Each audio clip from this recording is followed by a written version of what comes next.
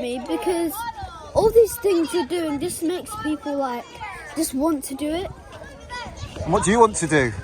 Well, to be honest, I really want to be a dancer because I've been dancing ever since I was 6 months. I met Teo at a school recently in Tilbury on the Trailblazer project, which is funded with Arts Council and lottery funding by the Royal Opera House. And Teo's just like so many children across the country who have a dream.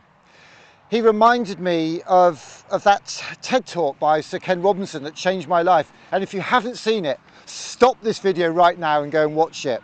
He turned to a mother and he said, you know, Mrs. Lynn, Gillian isn't sick, she's a dancer.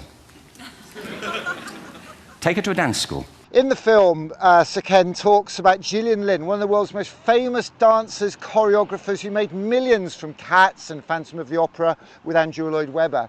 And 12 years ago, I started STEAMco, a non-profit community enterprise to inspire children with creativity and to connect communities with their schools, because I believe the talent to do this is latent in communities across the country. Back in January, I launched an appeal in John O'Groats in Scotland to raise £1 million to inspire 1 million kids by putting up to 22 of our little pop-up day art trucks on the road across the country with Steamsters, people like me, creative carers who care about creativity, about children and all our futures. In March, my mother was taken very ill and we got her home from hospital on the Saturday and she'd been given a prognosis of 3 months to live.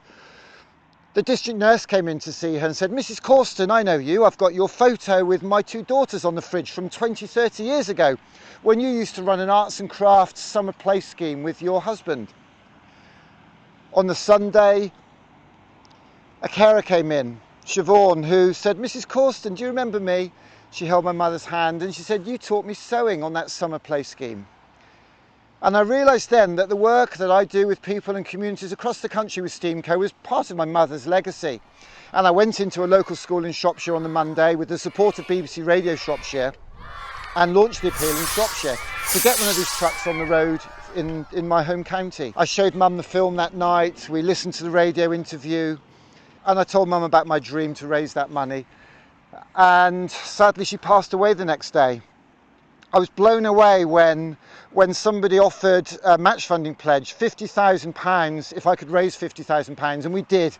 And at the start of summer, we bought this camper van, the Starship 22, which we travel all over the country with. We went to fetes and festivals doing pop-up events, like we did this summer here in this fantastic grass amphitheatre here in the Cotswolds. And we've got a green screen studio in the back from which we can live stream events.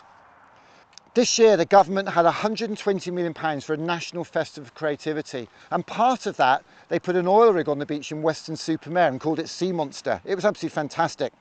We got a grant to take community trips from Coventry to Cardiff, from Notting Hill to Newport. And everybody fell in love with Sea Monster and asked us to start a petition to save it. And we're in the middle of doing that as I speak. We see Sea Monster as a beacon for the creativity revolution our children, our communities and our country so desperately still needs, even after the Unbox Festival. But what chance getting the funding to do that? Well, I always think of something that somebody said at one of our conference events. Churchill said an interesting thing in the Second World War.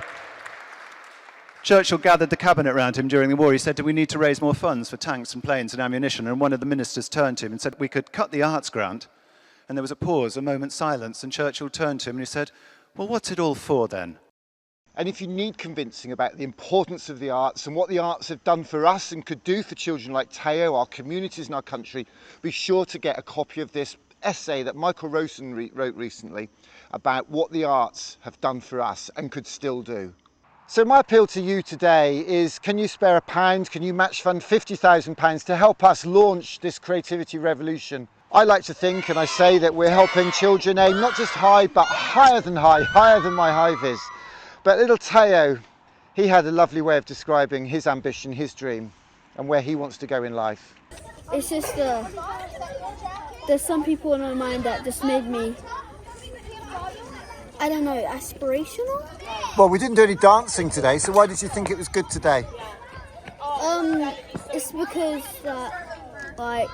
there's always this feeling whenever you watch someone do something, you just feel like that's your new passion. And like, you want to continue that road, because there's always a road not awesome and a road awesome, and I really want to take the road awesome, not awesome.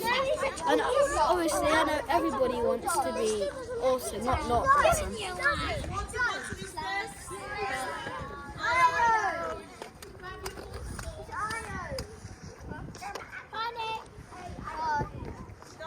Thank you, that's talking.